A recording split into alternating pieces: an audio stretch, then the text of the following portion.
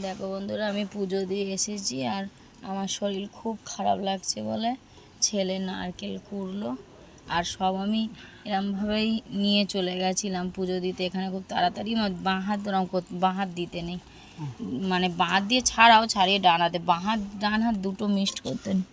আর দিয়ে এখানে ছেলে সিন্নি মাখছে আর আমি এসে চান টান করে, দেখো বন্ধুরা আমি চান টান করে আর এখানে নাইটি পরে নিয়েছি, শাড়ি টাড়ি খুলে।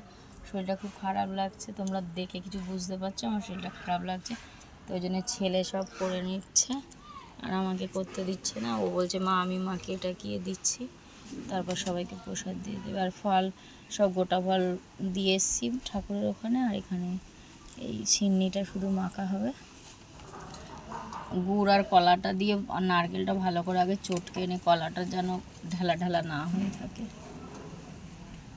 আজকের কত ভালো একটা দিন, আজকের জন্মাষ্টমী, আবার শেষ শনিবার বড় ঠাকুরের, আবার লোকনাথ বাবাও আজকের দিনে জন্মেছিল। তো এই শেষ শনিবার, তা মানুষ ভগবানের কত কিছু লীলা। এখন আগে এত কিছু দিন, যে দিন হতো সেই দিন একটাই হতো, এখন একসাথে দুটো তিনটে করে পূজা করছে। ভালো করে চটকাও, তারপরে কাজু কিশমিশটা দেবে, তারপরে আটাটা দেবে, আটাটা দিয়ে দাও। আর এই দেখো দুধ কলা কাজু সব দিয়েছে, ভালো করে মাখাতে হবে।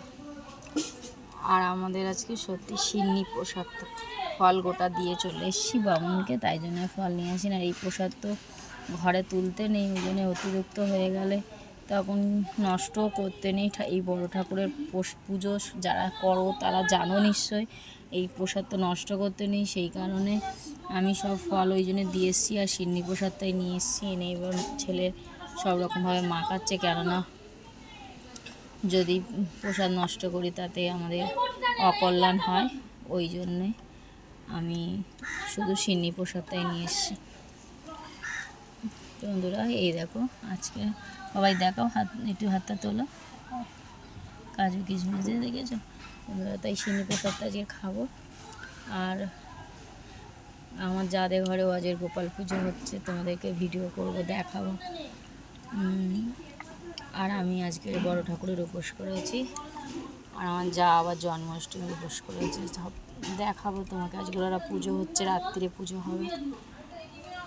তো বন্ধুরা টাটা, আমার ভিডিওটা এটুকুনি।